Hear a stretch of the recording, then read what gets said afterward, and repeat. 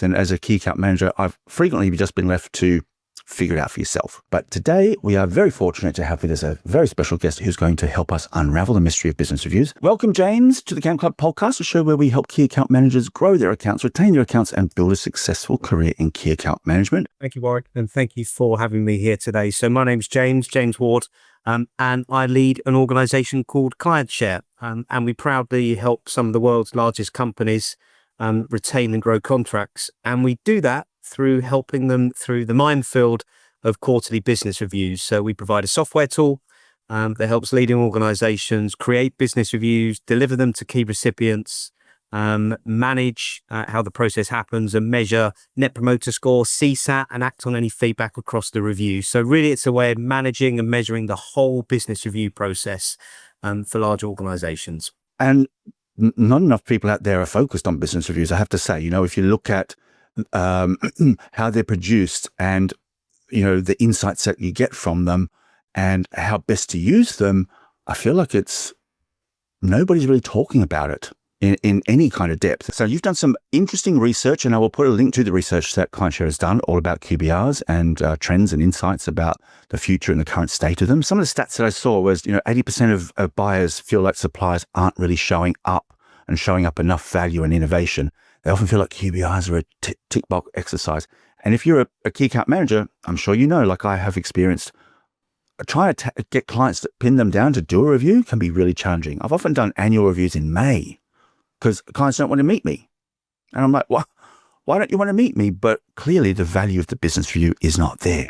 So what's your view about common mistakes suppliers make and why they think QBRs are sort of like this operational, just paint by the numbers exercise? What more could they be doing? Well, I suppose first and foremost, what the problem you highlight is real. It's not something which is just sort of loosely spoken about because it sounds like it's something that's nice to fix. It's a real problem that's affecting relationships between buyers and suppliers, and is fundamentally hurting businesses on both sides, actually, right? So you enter into an agreement with a supplier because they're the best in class and you want them to deliver something for you and unlock value for the services they're delivering. And if over a time period you can't unlock that value as a buyer, you're leaving money on the table. And likewise, as a supplier, you want to deliver the services you're contracted to, but you want to give more. You want to unlock your value, your innovation. And if you can't unlock that, then you're leaving money on the table. So poor reviews are fundamentally leading to business results not being as good as they could be. So that's the statement you make about it being a problem is absolutely spot on. And the research we've just completed, the QBR frustration, and last year we did something called the QBR delusion, was through the lens of buyers. So companies who are buying services. And the research we did this year was the polar opposite. It was the view of the supplier. We really wanted to see how the two sort of faced off against each other. And the most common mistakes that we see in QBRs today are pretty similar on both sides of the fence. But fundamentally, sort of the biggest thing that stands out above all else is there isn't enough value and innovation shown in the QBR. So the stat you showed earlier, 88% of buyers feel like suppliers aren't showing enough value and innovation, is the one that sort of underpins so much about what happens.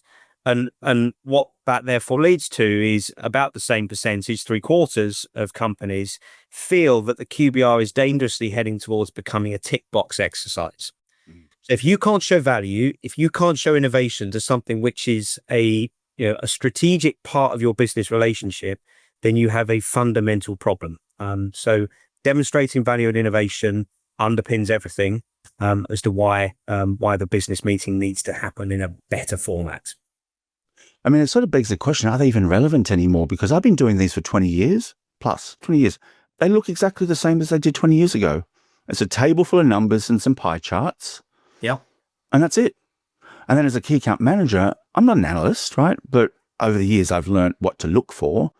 But the insight is not something that's automated. It's not something that comes with the numbers. You have to figure that out for yourself. Let's take a look at what's actually happened to businesses over that 20-year time period. So most organizations 20 plus years ago were in some form of first or second generation outsourcing of services. Yep. So whether it's front office or back office services, most companies have begun that journey of saying, do you know what, we can lift and shift this either on site to another supplier, or we can, potentially nearshore it, or then even in some cases we can offshore it. So that evolution had begun 20 or so years ago, which meant that the first generation or second generation of services that people were buying when the whole marketplace changed, actually the biggest challenge suppliers had then was finding some data about what they were doing anyway. It suddenly went from all being in-house to suddenly let's create some information about the services we're delivering. So 20 plus years ago, or maybe 30 years ago as well, actually the first problem companies had then was just finding information. Yep, that was the first challenge they had. Get me some information on the services. 10 years ago, you're then on to second or third generation outsourcing, where companies would have gone through various different iterations of, we now outsource all of our IT to so-and-so company, and manufacturing to XYZ company, our BPO services elsewhere. And that next generation, it wasn't so much about get me the data. It was much more about get that data in a presentable format, and make sure it's really ready, and make sure that you've got that data available and I've got a story behind it. Yep. A story behind the data. It's not here's the numbers, it's here's the numbers and here's what the numbers are telling us. Fast forward 5 years, you've then got organizations saying, yeah, thanks for the numbers. Thanks for telling the story at the bottom of the slide about what the numbers tell us. I now want some insight. Yep. I want insight now as to about what the numbers and the story is telling us. And then come all the way forward to today, all of that is a given. I want the numbers, I want the data, I want the information, but what buyers are desperate for is tell me what to do. Tell me what to do with all this information. Give me recommendations. And that last bit is the recommendations, because you're the subject matter experts in the services you supply to us, where the innovation and the value needs to come in. And the reason why it feels it's stuck in a time warp is everyone wants to be at stage 4, where they can just talk about what should happen next, but they are still, in many cases, struggling to get stage 1 right in the first place.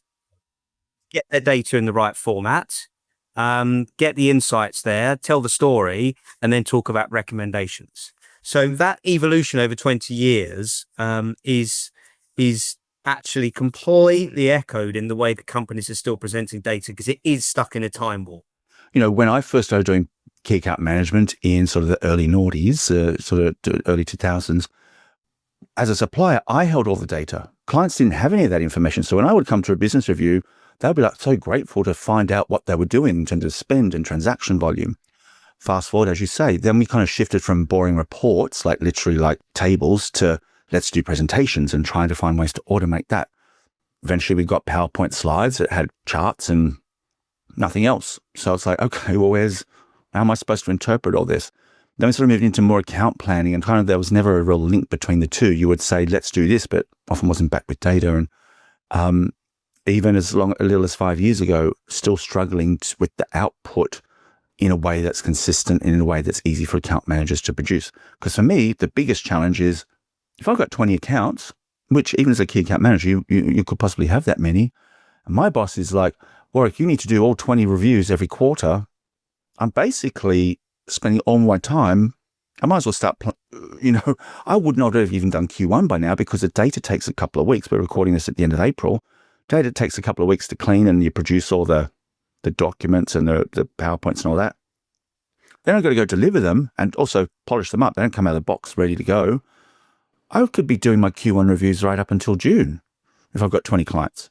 And the production side is wild. And you have the boss with this unrealistic expectation. You need to deliver these reviews. And then you have the clients not wanting to do them, and you're just chasing your tail trying to pin them down. And in between, you're trying to whip these half-baked reviews that the product team gave you or the IT team gave you into shape. And you just want to look for the nearest bridge. About 77% of the buyers will say that one of their biggest frustrations is the materials they get are a poor quality, right? So the information that's shared with them isn't good enough. Yeah. And there's nothing worse than a buyer sitting down for a very large contract or even a mid-sized contract, and they open up page 1 of that review and the data's wrong, because the meeting is only going to go in one direction from there. It's only going to go in one direction. I mean, there are many ways that we can talk about, how you use the right building blocks to put a review together in the first place to save bundles of time for account managers, which is a key thing. But one of the key things you have to note is your organization has got to find the right way to get the data right in the first place.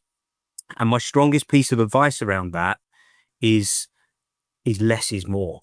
It is a number of years ago, I knew a man who conducted an experiment on a 70-page slide deck for a very large banking relationship, whereby each quarter they took out 10 pages and saw what happened, and the client never noticed.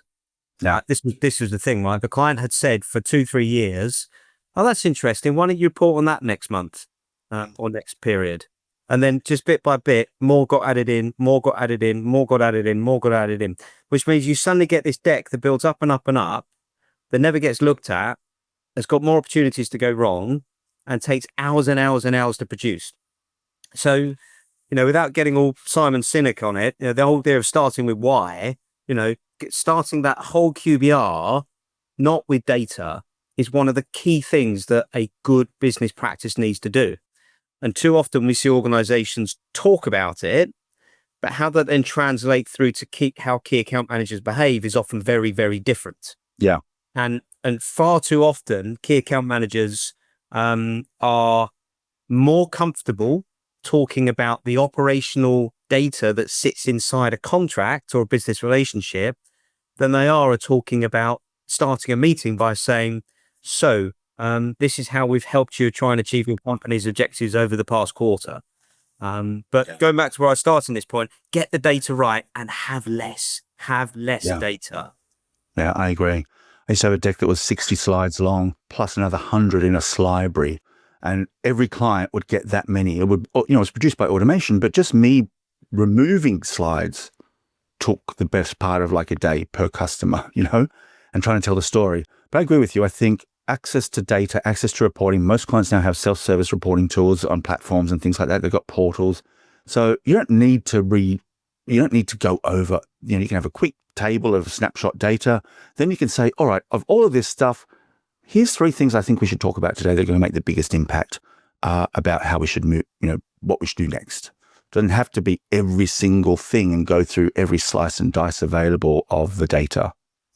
I do agree that the format, I totally agree about the format changing, but I do also think, I don't 100% agree that most organizations have got the content already. So we've been involved in, the best part of, 250,000 business reviews have gone through our system. Mm-hmm.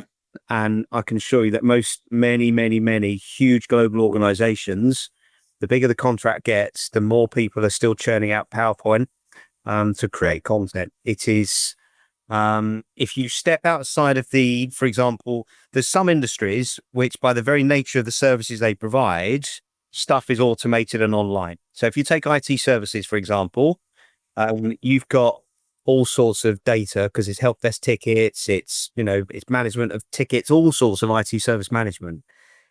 If you look at other very large industries where it's less data structured, but it's still huge service lines, facilities management, contract catering, logistics, BPO, manufacturing, there often isn't as much data.